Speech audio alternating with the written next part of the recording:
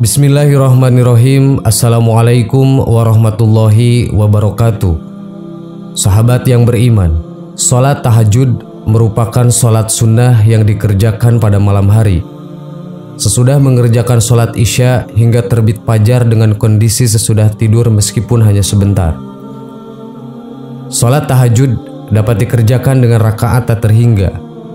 Waktu yang paling dianjurkan untuk mengerjakan sholat tahajud adalah pada sepertiga malam, yaitu selepas tengah malam hingga memasuki waktu subuh. Hukum mengerjakan sholat tahajud adalah sunnah mu'akkad, yaitu ibadah sunnah yang sangat dianjurkan untuk diamalkan. Perintah mengenai sholat tahajud dijelaskan pada firman Allah Subhanahu wa Ta'ala, Al-Isra ayat 79. Dan pada sebagian malam, lakukanlah sholat tahajud sebagai suatu ibadah tambahan bagimu. Mudah-mudahan Tuhanmu mengangkatmu ke tempat yang terpuji. Tidak sedikit orang yang bertanya surat apakah yang dibaca ketika melaksanakan sholat tahajud. Setelah membaca Al-Fatihah, bacaan surat pendek sholat tahajud juga tak ada bedanya dengan sholat lain. Namun terdapat bacaan surat pendek sholat tahajud seperti yang dilakukan Rasulullah SAW. Lalu, apa saja bacaan surat pendek sholat tahajud yang sesuai dengan sunnah Rasul? Kriteria utama surat yang dibacakan Rasulullah adalah surat-surat yang ringan. Ukuran surat yang ringan ini sangat subjektif bagi masing-masing orang. Membaca surat pendek yang ringan ini seperti difirmankan Allah Subhanahu wa Ta'ala dalam surat Al-Muzammil ayat 20 yang artinya, sesungguhnya Tuhanmu mengetahui bahwasannya kamu berdiri atau sembahyang kurang dari 2/3 malam, atau 1/2 malam, atau sepertiganya, dan demikian pula segolongan dari orang-orang yang bersama kamu. Dan Allah menetapkan ukuran malam dan siang. Allah mengetahui bahwa kamu sekali-kali tidak dapat menentukan batas-batas waktu-waktu itu. Maka Dia memberi keringanan kepadamu, karena itu bacalah apa yang mudah bagimu dari Al-Quran. Dia mengetahui bahwa akan ada di antara kamu orang-orang yang sakit dan orang-orang yang berjalan di muka bumi mencari sebagian karunia Allah, dan orang-orang yang lain lagi berperang di jalan Allah. Maka bacalah apa yang mudah bagimu dari Al-Quran dan dirikanlah sembahyang. Tunaikanlah zakat dan berikanlah pinjaman kepada Allah, pinjaman yang baik. Dan kebaikan apa saja yang kamu perbuat untuk dirimu, niscaya kamu memperoleh balasannya di sisi Allah sebagai balasan yang paling baik dan yang paling besar pahalanya. Dan mohonlah ampunan kepada Allah, sesungguhnya Allah Maha Pengampun lagi Maha Penyayang. Surat yang pertama, surat An-Nas. Katakanlah, aku berlindung kepada Tuhanmu manusia raja, manusia sembahan manusia, dari kejahatan bisikan setan yang bersembunyi, yang membisikkan kejahatan ke dalam dada manusia, dari golongan jin dan manusia. Yang kedua, surat Al-Falaq yang artinya, katakanlah, aku berlindung kepada Tuhan yang menguasai fajar dari kejahatan makhluk yang Dia ciptakan, dan dari kejahatan malam apabila telah gelap gulita, dan dari kejahatan perempuan-perempuan penyihir yang meniup pada buhul-buhul kalinya, dan dari kejahatan orang yang dengki. Yang ketiga, surat Al-Ikhlas.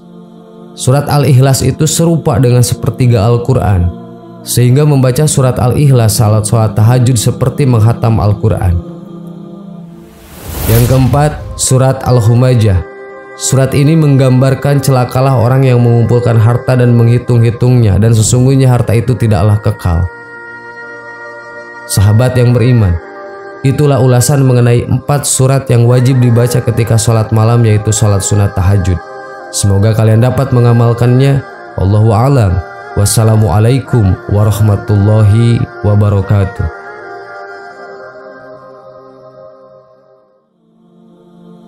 Bismillahirrahmanirrahim. Assalamualaikum warahmatullahi wabarakatuh. Sahabat yang beriman, setelah semua umat manusia dibinasakan karena kejadian di hari kiamat nanti, maka setelah itu pula manusia akan dibangkitkan oleh Allah Subhanahu wa Ta'ala untuk dikumpulkan di padang mahsyar. Hal ini dijelaskan Allah Subhanahu wa Ta'ala di dalam Al-Quran. Ingatlah hari di mana Allah mengumpulkan kamu pada hari pengumpulan. Itulah hari ditampakkan kesalahan-kesalahan. Quran Surat At-Taghabun ayat 9. Kelak pada hari kiamat terdapat orang-orang yang akan dipermalukan saat berada di hadapan Allah Subhanahu wa Ta'ala. Lantas, siapa sajakah orang yang akan dipermalukan oleh Allah kelak di hari kiamat? Berikut adalah penjelasannya. Orang yang sengsara adalah mereka yang dihinakan atau dipermalukan oleh Allah Subhanahu wa Ta'ala, sehingga penduduk bumi dan langit pun akan membicarakan orang tersebut dengan kejelekan. Hal ini sebagaimana yang difirmankan Allah Subhanahu wa Ta'ala dalam Al-Quran. Dan barang siapa yang dihinakan Allah, maka tidak seorang pun yang memuliakannya. Sesungguhnya Allah berbuat apa yang Dia kehendaki. Quran Surat Al-Hajj ayat 18. Berikut orang-orang yang akan dipermalukan oleh Allah Subhanahu wa Ta'ala pada hari kiamat. 1. Pelaku maksiat. Mereka yang akan dipermalukan ketika hari kiamat adalah mereka yang gemar bermaksiat selama hidupnya. Padahal Allah Subhanahu wa Ta'ala telah memperingatkan manusia dalam Al-Quran.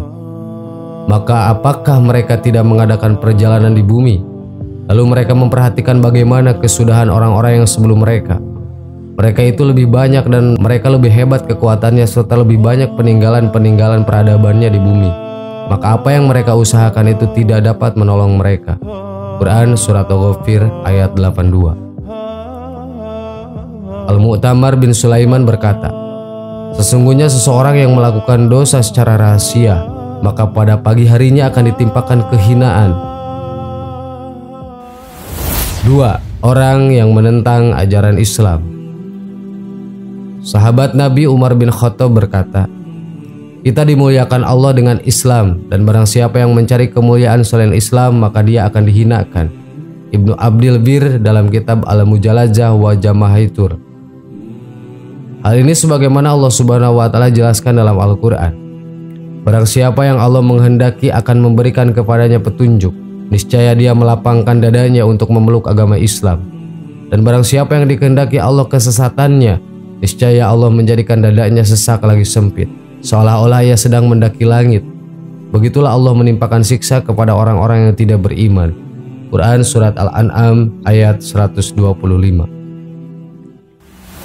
3. Orang yang menolak kebenaran karena kesombongan. Selanjutnya, orang yang akan dipermalukan oleh Allah pada hari kiamat adalah orang yang menolak kebenaran yang disampaikan oleh utusan-utusan Allah di dunia, yaitu para nabi dan rasulnya.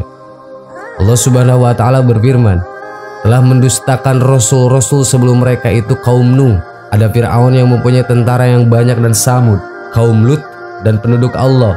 Mereka itu golongan-golongan yang bersekutu atau menentang rasul-rasul. Semua mereka itu tidak lain hanyalah mendustakan rasul-rasul. Maka pastilah bagi mereka azabku. Quran Surat Shad ayat 12-14.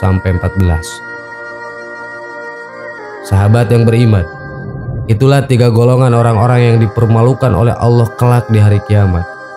Semoga bermanfaat.